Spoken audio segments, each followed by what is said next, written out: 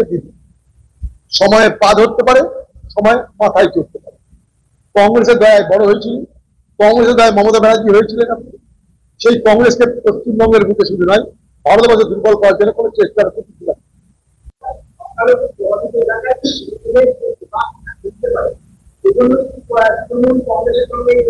করতে পারে, এটা তৃণমূল ধান্দা করতে পারে।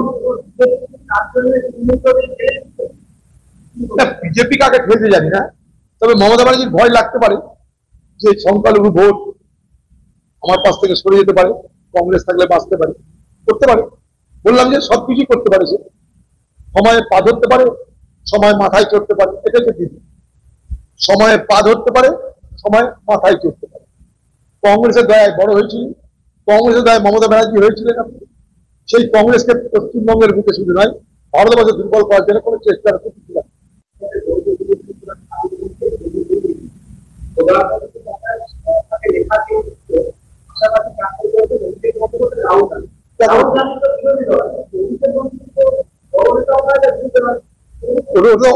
দিদি খোকাবাবু তাই এখানে তো দুটো, একটা হচ্ছে দিদি সর্বদলের নেতা, পার্টির নেতা, নেত্রী, আর পার্লামেন্টে কিছু থার্ড পদ আর না থাক আর না থাক ওই নেতা, সে দিদির খোকাবাবু অতএব নেতা। বাকি সেখানটা প্রোটোকলের কোনো গল্প না, সেখানে উচিত ছিল সুদীপ বন্দ্যোপাধ্যায়ের নাম, প্রোটোকল অনুযায়ী করবে না, দিদি তো মানে না এইসব না।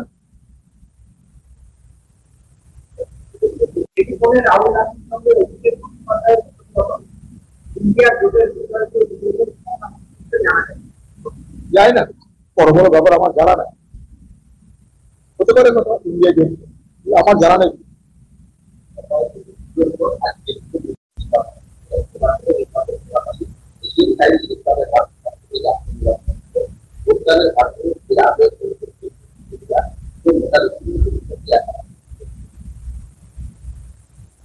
নির্বাচন কমিশন করা সমস্যা, আমাদের যা দাবি দেওয়া তাদের কাছে দিয়েছি। আমরা নির্বাচন কমিশনকে একটাই কথা বলেছি আমাদের দলের পক্ষ থেকে, যে নির্বাচন যেন নিরপেক্ষ হয়। ইদানিং নির্বাচন কমিশনের কাজকর্ম নিয়ে বহু প্রশ্ন তৈরি হয়েছে।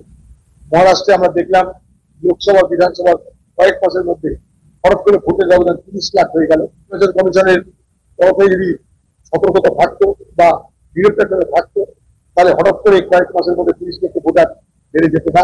ভোটার হিসাবে আমি বলছি, জন্ম হতে পারে, কিন্তু ভোটার বেড়ে গেল হঠাৎ করে 6 মাসের মধ্যে 30 লাখ, এটা একটা অদ্ভুত ব্যাপার। সেটা মহারাষ্ট্র হয়েছে, তার জন্য আমরা হেরেছি। নতুন নতুন আপডেট পেতে সাবস্ক্রাইব করুন নিউজ আপ ডেইলি।